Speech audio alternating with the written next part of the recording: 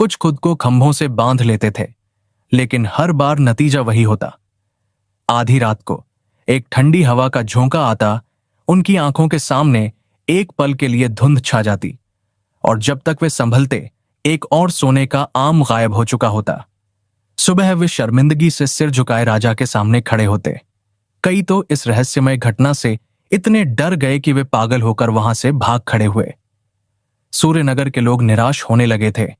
उन्हें लगने लगा कि यह किसी भगवान के गुस्से का नतीजा है और इस रहस्य को कोई भी सुलझा नहीं सकता। सूर्यनगर राज्य की सीमा के पास एक छोटा सा गांव था।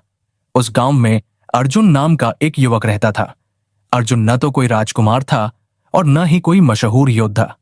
वह एक साधारण किसान का बेटा था, लेकिन उसके मन में हिम्मत, दिल में दया और दिमाग में बहुत तेजी थी। वह अपने माता पिता का इकलौता सहारा था।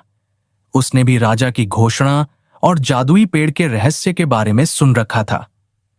गांव के लोग जब भी इस बारे में बात करते तो वे इसे किस्मत का खेल मानकर चुप हो जाते थे, लेकिन अर्जुन का मन यह मानने को तैयार नहीं था। उसे लगता था कि हर समस्या का कोई न कोई हल जरूर होता है। एक दिन उसने अपनी मां से कहा, मां, मैं राजधानी जाकर इस रहस्य को सुलझाने की कोशिश करना चाहता हूं। उसकी मां चिंतित हो गई। बेटा, जब बड़े बड़े राजकुमार और योद्धा हार मान गए तो तुम क्या कर पाओगे? यह कोई जादू की ताकत है। तुम अपनी जान खतरे में मत डालो। अर्जुन ने प्यार से जवाब दिया, मां, कोशिश करना मेरा फर्ज है। मैं अपने राजा और अपने राज्य को इस मुसीबत में नहीं देख सकता।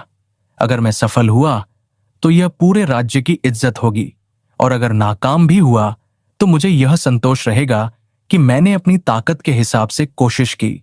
कृपया मुझे अपना आशीर्वाद दो। अर्जुन की आंखों में उसका पक्का इरादा देखकर उसकी मां ने उसे आशीर्वाद दिया। पिता ने उसे एक पुरानी लेकिन मजबूत तलवार दी और उसकी यात्रा के लिए शुभकामनाएं दी। अर्जुन कई दिनों की यात्रा के बाद राजधानी सूर्यनगर पहुंचा।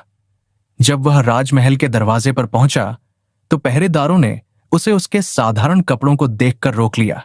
कौन हो तुम और यहां क्या चाहते हो? एक पहरेदार ने सख्त आवाज में पूछा। अर्जुन घोड़े से उतरा। उसने शांति से कहा, मेरा नाम अर्जुन है। मैं जादुई पेड़ के रहस्य को सुलझाने के लिए राजा से मिलना चाहता हूं। पहरेदार उसकी बात सुनकर हंसने लगे। एक और मूर्ख! जब राजकुमार और सेनापति कुछ नहीं कर सके तो यह किसान का बेटा क्या करेगा? जाओ यहां से। अपना और हमारा समय बर्बाद मत करो। अर्जुन ने हार नहीं मानी।